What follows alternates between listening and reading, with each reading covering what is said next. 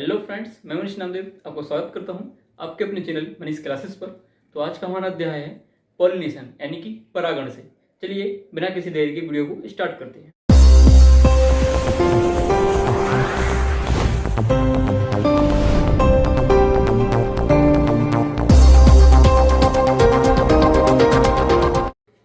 परागण परागण बेसिकली क्या होता है तो देखिएगा, यानी कि पॉलिनेशन। तो जब किसी पुष्प के, यहाँ पर देखिएगा डेफिनेशन में लिखा है कि जब किसी पुष्प के परागकोश से परागकण निकलकर वर्तिकाग्र पर बिखरते हैं या मान लो गिरते हैं तो उसे क्या कहते हैं? परागण यानी पॉलिनेशन कहते हैं। तो यहाँ पे देखिएगा परागकोश क्या है, परागण क्या है, वर्तिकाग्र क्या है। तो ये सब पुष्प के क्या है? भाग हैं, यानी कि पार्ट हैं। तो अगर पुष्प के पार्ट वाली वीडियो आपने नहीं देखी है तो इसके डिस्क्रिप्शन में मैं आपको लिंक दे दूंगा, आप वहां से देख लीजिएगा। तो देखिएगा, जैसे कि अपन थोड़ा बेसिक जान लेते हैं कि जैसे कि कोई पुष्प है, कोई पुष्प का ये क्या है? ये जयांग भाग है। और जयांग का ये कौन सा पार्ट है? तो ये जयांग का पार्ट है वर्तिकाग्र। और ये क्या है? ये पुमंग है। इसको क्या कहते हैं? पुमंग कहते हैं, यानी कि क्या है? नरजनन है। और ये जयांग है, यानी कि ये पूरा पार्ट कितना है? जयांग है। इसे क्या कहते हैं? मादा जनन कहते हैं। क्या कहते हैं? मादा जनन कहते हैं। तो जब पुमंग में उपस्थित परागकोश, परागकोश में क्या होते हैं? परागकण होते हैं। तो परागकण किसी माध्यम से वर्तिकाग्र पर गिरते हैं या बिखरते हैं तो उसे क्या कहते हैं? परागण कहते हैं। इसमें एक लाइन देख लीजिएगा आप। जब किसी पुष्प के परागकोश से किसी माध्यम के द्वारा, यहां पे एक लाइन और लिख लेना, किसी माध्यम के द्वारा परागकण निकलकर वर्तिकाग्र पर बिखरते हैं तो उसे क्या कहते हैं? परागण कहते हैं।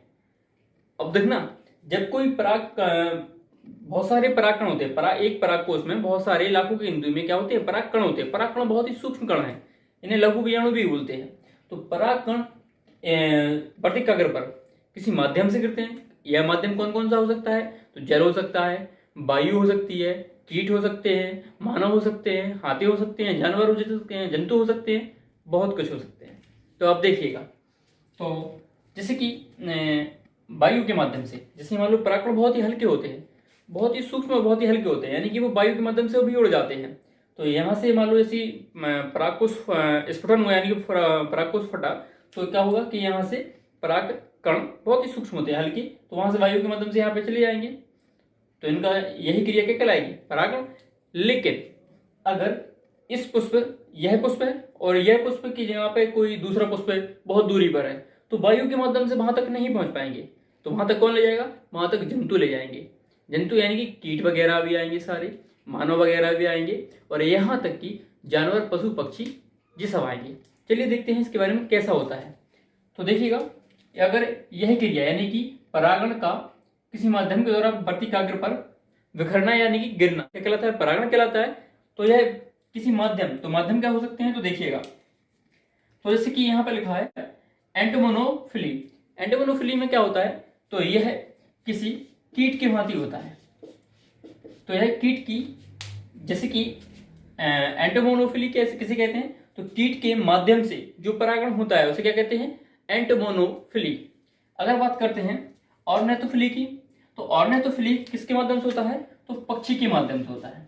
जब पक्षी यही क्रिया यानी कि परागकण वर्तिकाग्र पर गिरते हैं, बिखरते हैं, किसके माध्यम से? पक्षी के माध्यम से, यानी कि उनके माध्यम से, तो उसे क्या कहते हैं? ऑर्निथोफिली।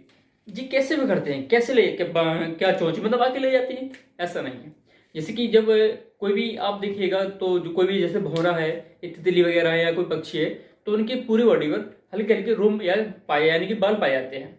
तो जैसे मान लो कोई भौरा है या मान लो कोई मधुमक्खी है, जब जैसे ही वो पुष्प में उसके मकरंद चूसने के लिए गई, तो जब वो मकरंद चूसती है तो ये परागकण, परागकोश में उपस्थित परागकण उसकी पीठ पर या उसके रूम पर गिर जाते हैं और चिपक जाते हैं। रूम की सहायता से परागकण चिपक जाते हैं। अब यही मधुमक्खी या भौरा कहाँ जाएगा? दूसरे पुष्प पे जाएगा। तो जब ये दूसरे पुष्प पे जाएगा, जैसे कि मान लो एक पुष्प से यहाँ पे बैठा, यहाँ पे उसने क्या किया? मकरंद को चूसा। ऐसे मान लो कोई दूसरा है तो दूसरे वाले पे कहाँ गया? यहाँ पे आया, यहाँ पे चूसा। मकरंद चूसेगा कि नहीं चूसेगा? तो यहाँ पे उसने क्या किया था? मकरंद चूसेगा। तो तो यहाँ पे जो परागकण है ये उसकी पीठ पर बिखर गए, मतलब चिपक गए, और यहाँ पे जब वो आएगा तो यहाँ पे उसकी क्या होगी, मान लो वो वहां पे चूसेगा तो यहाँ पे उसके जो परागकण है उसकी पीठ पे चिपक गई, वो यहाँ पे क्या करेंगे, गिर जाएंगे। तो यानी कि पक्षी या मान लो किसी की भांति, जैसे मान लो कोई भौरा या मान लो मधुमक्खी है, तो उसकी भांति ऐसे इसका क्या होता है, परागण होता है। परागण आप समझ गए ना, परागण क्या होता है अच्छे से। और इसे देखो यहाँ पे देखिएगा, एनिमोफिली, एनिमोफिली किसके द्वारा होता है, तो एनिमोफिली होता है अपना वायु के द्वारा, यानी कि हवा के द्वारा। तो हवा या वायु के माध्यम से जो कहते हैं परागण होता है उसे क्या कहते हैं, एनिमोफिली। ऐसे ही हाइड्रोफिली यानी कि जल के द्वारा। जूफिली का मतलब क्या है, जूफिली का मतलब है यहाँ पे हाथी के द्वारा। जी हाँ दोस्तों, हाथी के द्वारा, जी हाँ दोस्तों। तो हाथी के द्वारा, हाथी कैसे करता है, तो एक बड़ा फूल होता है रेफ्लेसिया का, किसका, रेफ्लेसिया का। इतना बड़ा होता है कि लगभग उसका वजन 80 किलो, सॉरी 80 किलो तो बहुत हो गया, 40 किलो होता है रेफ्लेसिया। यहाँ पे लिख देंगे अपन, थोड़ा सा देख लीजिए, रेफ्लेसिया। तो रेफ्लेसिया का इतना बड़ा पुष्प होता है कि लगभग 40 किलो का होता है। जैसे कि अगर कोई जैसे शादी बारात में सब लोग फूल या जयमाला पहनाते हैं या फूल फेंकते हैं, अगर किसी को रेफ्लेसिया का फूल फेंक दीजिएगा तो पता चलेगा कि वो उसके वजन से ही गिर पड़ेगा। तो रेफ्लेसिया का फूल इतना बड़ा होता है, तो सबसे बड़ा फूल होता है रेफ्लेसिया का। जब हाथी रेफ्लेसिया के फूल के पास जाता है उसका मतलब मकरंद चूसने के लिए या खाने के लिए, तो उसमें उसकी सूंड में इसके क्या होते हैं, परागकण चिपक जाते हैं, और यही जाएगा दूसरे रेफ्लेसिया फूल के पास, तो वहां पे क्या करेगा, इसके परागकणों को बिखेर देगा उसकी वर्तिकाग्र पर। तो हाथी के द्वारा ऐसा होता है। ज्यादातर जो परागण है वो कीट के माध्यम से ही होता है, यानी कि किसके द्वारा, एंटोमोनोफिली के द्वारा ही होता है। अगर बात करते हैं किसकी, जो जल के माध्यम से होता है यानी कि हाइड्रोफिली, तो इसमें कौन सा पुष्प आएगा, तो सब लोग बोलते हैं कि कमल। कमल इसमें नहीं आता है। कमल में जो परागण है वो किसके द्वारा होता है, कीट के द्वारा ही होता है, याद रखना। और जो जल है उसमें कुमुदनी वगैरह आ सकते हैं, ठीक है। जहां भी दिखेगा कि जल परागण किसके माध्यम से होता है, सारे कमल पे, सारे के सारे कमल पे टिक लगा देंगे। कमल पे नहीं होता है, कमल पे होता है कीट परागण, याद रखिएगा दोस्तों। सबसे बड़ा पुष्प रेफ्लेसिया क्या है, और सबसे छोटा पुष्प होता है गोल्फिसिया, यानी गोल्फिसिया का सबसे छोटा पुष्प होता है और सबसे बड़ा पुष्प होता है रेफ्लेसिया का। परागण बेसिकली दो प्रकार का होता है, स्वपरागण और परपरागण।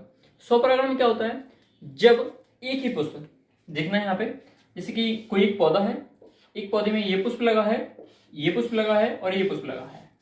तो जब एक ही पुष्प में, जब किसी पादप के एक ही पुष्प में, ठीक है, एक ही पुष्प में क्या होता है, परागण की क्रिया संपन्न होती है, तो उसे क्या कहते हैं, स्वपरागण कहते हैं। या एक ही पुष्प या किसी उसी पौधे के किसी अन्य पुष्प पे हो तो उसे क्या कहेंगे, स्वपरागण ही कहेंगे। किसी एक पौधा है, एक पौधे में बहुत सारे फूल हैं, पुष्प हैं, तो अगर एक पुष्प में उसी में परागण क्रिया कंप्लीट होती है तो उसे कहेंगे स्वपरागण। और अगर इसी पौधे के किसी अन्य पुष्प में परागण क्रिया होती है तो उसे भी स्वपरागण कहेंगे। तो परपरागण क्या है, देखिएगा, एक ये पौधा हो गया और एक अपना होता है, यहाँ पे मान लीजिए एक ये पौधा है जिसमें इतने सारे पुष्प हैं यानी फूल हैं। तो जब इसके परागकण, या इसके मान लो किसी के भी मान सकते हैं, जब इसके परागकण इसकी वर्तिका यानी कह सकते हैं कि स्टिग्मा पर बिखरते हैं, यानी कि इसमें दो पुष्प हो गए ना, इसमें दो पौधे हो गए ना, तो जब किसी एक पौधे के परागकण किसी दूसरी पौधे के पुष्प के वर्तिकाग्र पर बिखरते हैं तो उसे परपरागण कहते हैं। यानी कि अपन बेसिकली ये देख सकते हैं कि इसमें एक पौधे की आवश्यकता होती है और इसमें दो पौधे की आवश्यकता होती है। तो ये है स्वपरागण और परपरागण। तो वैसे आप लोग ये सोच सकते हैं कि स्वपरागण अच्छा होता है या परपरागण, तो स्वपरागण इतना अच्छा नहीं होता है, परपरागण बहुत अच्छा होता है। कैसे, तो परपरागण में ऐसे दो पौधों की आवश्यकता होती है तो इनकी एक नई प्रजाति का जन्म होगा। स्वपरागण में क्या है, जो पुष्प है वही पुष्प होगा, उसमें कोई परिवर्तन ही नहीं होगा। जैसे मान लो अगर पुष्प का कलर रेड है तो उसमें रेड ही होगा कि नहीं होगा। लेकिन अगर उन्होंने परपरागण करा दिया रेड का किससे, व्हाइट से, तो पुष्प कैसा होगा, गुलाबी होगा। ये क्रॉस वाली कंडीशन हो जाती है, यहाँ पे कैसा होगा, गुलाबी होगा, यानी कि कुछ अलग होगा। तो इसलिए परपरागण यहाँ पे बहुत अच्छा। और जब यही परागकण इसकी वर्तिकाग्र से होते हुए, वर्तिका यानी कि यहाँ पर स्टाइल यानी कि लंबी संरचना दिख रही है, यहाँ पर पहुंचते हैं और यहाँ से होते हुए कहाँ पहुंच जाते हैं, यहाँ पे। ये क्या है, ये बीजांड है। तो बीजांड में यानी कि अंडाशय में पहुंच जाते हैं, तो वहां पे पहुंच के ये क्या हो जाते हैं, इनसे संलयित हो जाते हैं, और यही क्रिया बोलते हैं निषेचन। तो परागण अलग है, निषेचन अलग है, याद रखना दोस्तों। तो जब पराग कोश से परागकण निकलते हैं और वर्तिकाग्र से वर्तिका के होते हुए लंबी संरचना के होते हुए यहाँ पे क्या जाते हैं, अंडाशय में मिल जाते हैं, तो इसे कहते हैं निषेचन। ये अपना टॉपिक नहीं है, अपन इसे बाद में समझेंगे। आज का तो यहीं तक। तो अगर आपको वीडियो अच्छी लगती है तो इसे लाइक करें, कमेंट करें एंड अपने दोस्तों के साथ शेयर करें, एंड आपके या मेरे अपने चैनल को सब्सक्राइब करें।